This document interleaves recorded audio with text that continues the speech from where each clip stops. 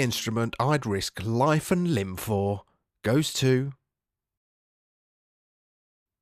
Actually, I'd need to risk life and limb twice, because there are two parts to this baby, the keyboard section and the 4-voice expander. But risk it I would, because this is one of my favourite instruments of all time, and I could talk all day about how the sounds available from this beauty are things of unadulterated joy.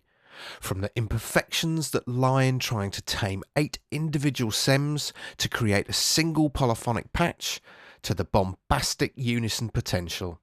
This is one instrument that just begs you to come and play. The 8-voice consists of 8 individual SEMs, or synthesizer expander modules. So the simplest thing is for us to look at an individual SEM before looking at how the combination of 8 playing together can cause grown men to wet themselves. After an initial foray into effects and a very neat sequencer designed to control mini-moogs and ARPs, Tom Oberheim unleashed the first SEM on the world in 1974. Essentially, the SEM was a 2-oscillator synth module designed to be controlled by a sequencer while you noodled away on your main synth. It was simple in concept, sporting 2 oscillators, a 12 dB filter with high pass, band pass, low pass and band reject or notch modes, 2 envelope generators and a very basic LFO. Thus began the story of one of the most loved and most enduring synth, because the SEM ultimately became the building block for nearly all early Oberheim synthesizers, appearing in a multitude of configurations from individual SEMs to 2-voice synths, right up to the 8-voice behemoth you see here. And in reality, it doesn't matter whether you own a lonesome SEM or multiples of. They all have one thing in common. They sound bloody great. In fact, great enough for Tom to start remaking them over 30 years since their initial debut.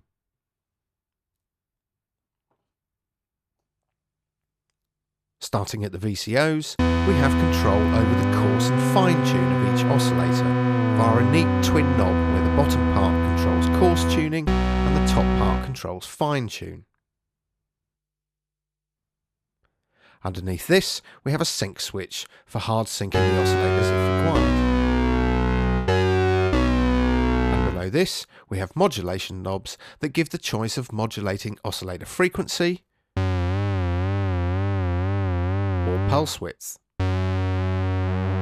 Modulation is done via either the envelope 1 for oscillator 1 or envelope 2 for oscillator 2, the LFO setting, or via an external source, which we'll get to later. Finally, for the VCO section, there's a pulse width knob that gives settings between 10 and 90%. And this is used in conjunction with the square waveform, which, as per the ARP Odyssey, is located somewhere other than in the VCO section. Yep, when you want to choose your waveform, you need to look in the filter section. And here you have a choice of saw or pulse waveforms, which you can use for VCOs 1 and 2, mixing the levels of each to taste. At the top of the VCF section, we have controls over cutoff and resonance, as well as the filter modes themselves. Now this is where the SEM really starts to get interesting. And aside from a switchable bandpass mode, all other modes from low pass through notch to high pass are continually variable. The filter can be modulated in exactly the same way as with the VCO, namely via envelope 2, the LFO setting or the external source. Filter modulation can be negative and positive too. The envelope generators are simple 3-stage affairs, with attack, decay and release a la the Minimoog, and envelope 1 is mainly for VCA duties and envelope 2 is largely for VCF duties. Finally, we have a single knob for the LFO which determines the speed of the LFO. And below this, we have the ability to switch the VCA to an external source, and again we'll come back to this later. So there you have it, a largely uncluttered and simple synthesizer expander module with a 12 dB filter, 2 oscillators, 2 envelope generators, and I'm sure some of you are thinking, so why all the fuss about Tom and his instruments? In short, the SEM is an abject lesson in what all good synthesizer engineering should be about: the sound. It may not have complex modulation routing, it doesn't have white or pink noise, and even though the filters weren't as powerful as that of the Mini Mode, there is something beautifully warm and musical about them that just beg to be played polyphonically. You want thick and warm pads? No problem. You want great bass tones? No problem. You want cutting leads? Again, no problem. You want complex effects? Well, go and buy an ARP or a Moog, or an EMS. And that's not to say that a SEM instrument couldn't be chaotic though. It's just a different kind of chaos in that each SEM is an independent synth. So when it came to setting up multiple SEMs to achieve a polyphonic system, that chaos could indeed reign supreme, whether you liked it or not.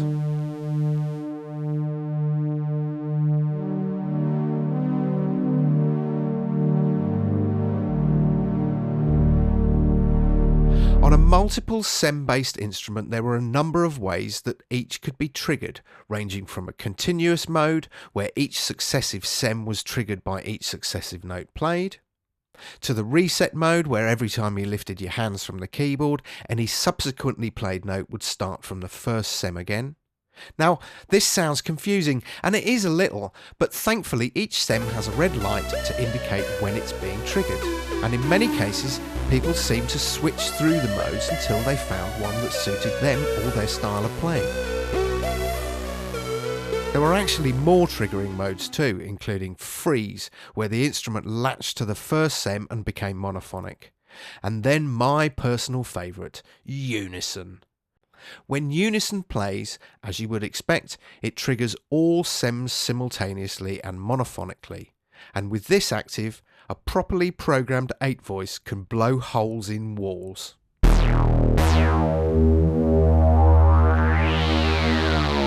Now I know it seems excessive, stacking 16 oscillators for a monophonic patch, but I'd say that this is the mode that our 8-voice probably resides in for most of its time, and allowed us to program basses that defy the laws of physics, and leads that defy the laws of gravity. Additionally, in unison mode, one of our favourite things is to program each SEM so that it plays a different note within a chord, and then we can re-trigger it via a single note.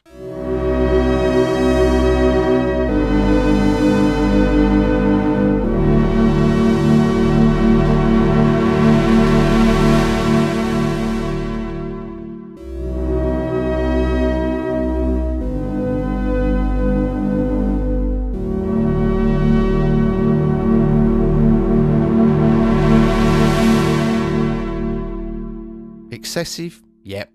Fun? Definitely. And there's another good reason why I like unison mode, because, and I'm trying to be understated about this, the reality of playing one uniform sound polyphonically on an 8-voice is bloody difficult. You see, if you want a single uniform polyphonic sound, each SEM has to be set up identically.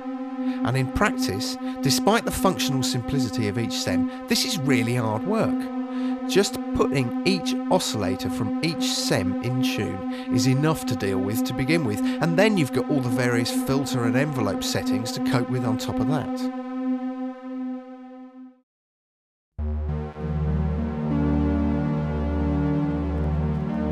However, there is a modicum of help available, and this is where we come to those external selection switch positions.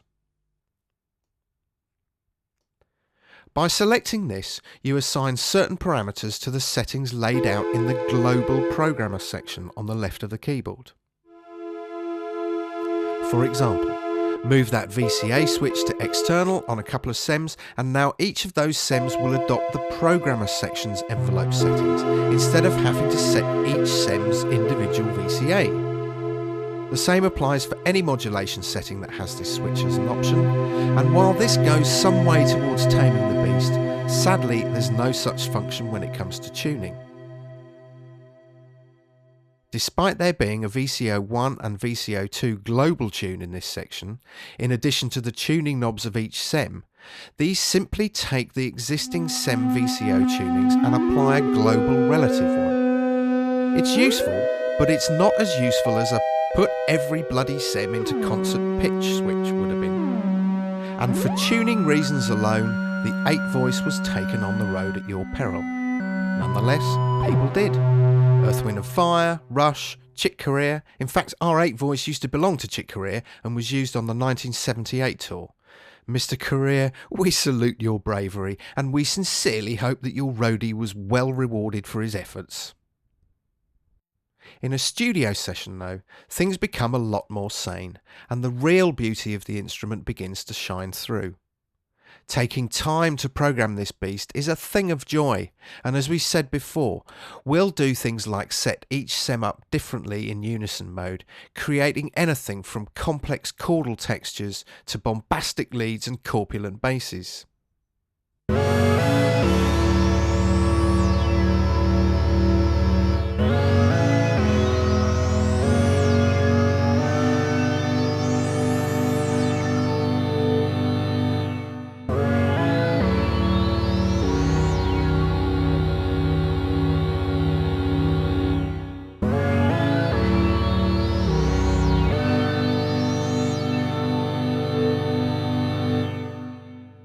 So, tuning aside, what are the downsides of something like the 8 voice? Well, for starters, cost. If you want an 8 voice or even a 4 voice now, be prepared to pay handsomely for it. They are true collector's items, even despite the fact that Tom has started making individual SEMs once again. Secondly is in terms of memories. Now I'll be polite here and say that while the programmer is useful, it is a bit of a fudge, and in some cases it's more trouble than it's worth. Nonetheless, this is what gives an instrument real character, and foibles such as the decidedly dodgy patch memory programmer were symptomatic of an industry still trying to find its feet and accommodate the ever-growing demands of users. At the time instruments like the CS80 and 8 voice reigned supreme, patch memory systems were in their infancy, and it took the Prophet 5 to set the new standard. Nowadays though, there's a quaintness about the CS80 and 8 voice programming system, even if it's a reminder of the stages the industry went through in order to achieve a long-standing system. Finally, there's the small matter of performance controls like pitch and mod wheels. Now even Tom admitted that he didn't really come up to par on this front. Sure, there's a global pitch knob which can be used for pitch bend at a push or a turn, as well as a modulation amount knob that can be used for vibrato. But these aren't any real substitute for the more ergonomically designed and dedicated controls, and it took until the paddles appeared on the OBX before Oberheim really caught up on that front. It's worth mentioning the portamento controls though, especially as glide could be assigned to the entire keyboard, or in the case of a split, to upper or lower sections. There's also an octave shift switch, which is useful at times, but conversely the instrument lacks any kind of filter keyboard tracking, which given the filters would have been a really welcome addition.